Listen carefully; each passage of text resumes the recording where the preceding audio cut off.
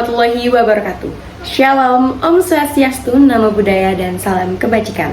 Perkenalkan, nama saya Brises Kian Zazana Malfedulais Andoyo dari kelas 10E5 nomor urut 11. Pada video kali ini, saya akan menceritakan tentang cerita rakyat Hikayat Si Pitung, salah satu cerita rakyat Betawi yang sangat terkenal. Semoga melalui video ini kita bisa mengenal lebih dekat dengan tokoh Si Pitung dan nilai-nilai baik yang dapat kita ambil dari kisahnya. Hikayat Si Pitung adalah cerita rakyat Betawi yang mengisahkan seorang pemuda bernama Pitung yang terkenal sebagai jagoan berani, jujur, dan membela kebenaran. Ia lahir di Rawabelong, Jakarta, dan sejak kecil sudah dikenal sebagai anak yang cerdas dan berbudi baik. Pitung belajar silat kepada seorang guru yang sangat ia hormati bernama Haji Naipin. Di bawah bimbingannya, Pitung menjadi pendekar yang kuat, cepat, dan berprinsip. Ia juga diajarkan nilai keagamaan dan moral agar tidak menggunakan kekuatannya secara sembarangan.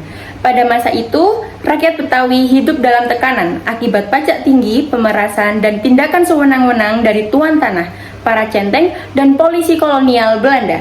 Banyak rakyat yang kehilangan harta, bahkan keluarganya, karena ketidakadilan tersebut.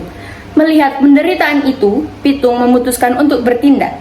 Ia bersama sahabatnya seperti Ji dan Ji mulai merampas harta milik orang kaya yang zalim. Namun harta itu tidak ia gunakan untuk kepentingan pribadi.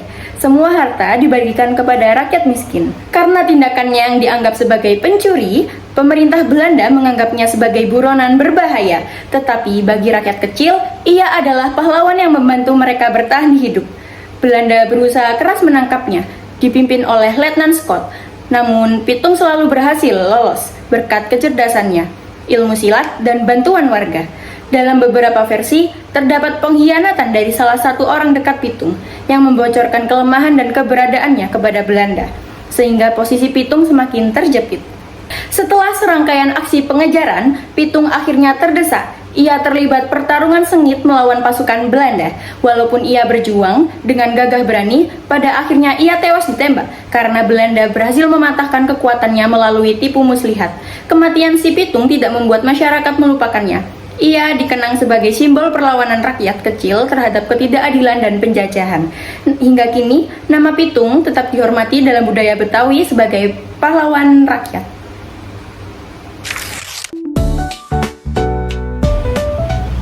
Pesan moral dalam kehidupan sehari-hari yang dapat kita ambil dari cerita Hikayat Si Pitung yaitu berani melawan ketidakadilan.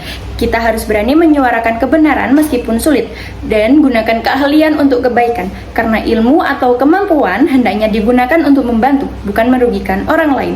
Peduli dan membantu sesama. Hidup akan lebih berarti jika kita saling membantu, terutama kepada yang membutuhkan. Sekian dari saya. Wassalamualaikum warahmatullahi wabarakatuh.